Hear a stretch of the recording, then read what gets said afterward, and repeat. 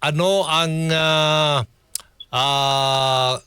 gagawin at ginagawa ho ng AirAsia para ho maging safe ang lipad ho ng ating mga kababayan. Napanood nyo ba itong nag-viral na video sa social media, yung bigla na lang lumiyab yung lithium battery yata, nilagay nila overhead compartment, Captain Dailisan? Opo, Aljo, alam mo, napanood natin yung video.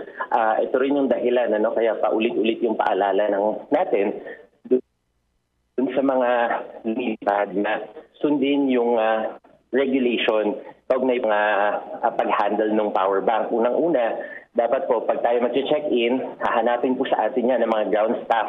Kinakailangan pasok po yan dun sa limit na 100 watt-hours. So kung yan po ay may hindi malinaw na label, kakailanganin niyo po talagang ipakita yung mismong pakete. Kasi yung Aljo, yung iba sabihin nila, pasok naman to sa limit, kaso nga lang, hindi mabasa yung mismong label. So yun po, hahanapin po yun ng ground staff sa inyo. Huwag po kayong mawawala ng pasensya dahil ito po ay parte po ng ESCO.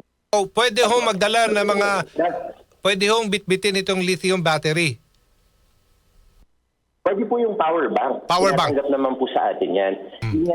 Yun nga lang, meron po itong limitasyon. Nasa 100 watt-hour at dapat malinaw po yung kanya pong label. Kasi po pag hindi mabasa, yung iba kasi nakasulat sa halimbawa sa ibang wika, sa Chinese halimbawa. Pag yun po ay hindi mabasa, kinakailangan po, either iiwan po natin yon or hindi po tayo pahihintulutan na bitbitin yung power bank. Ikalawa po, hindi po siya pwedeng ilagay sa overhead compartment. Dapat po nasa line of sight natin siya. Ibig sabihin, nasa loob po ng bag natin, na nasa under ng ating upuan, o di kaya nasa in front sa ating seat pocket. Ang dahilan po nito, para madali natin siyang ma-access.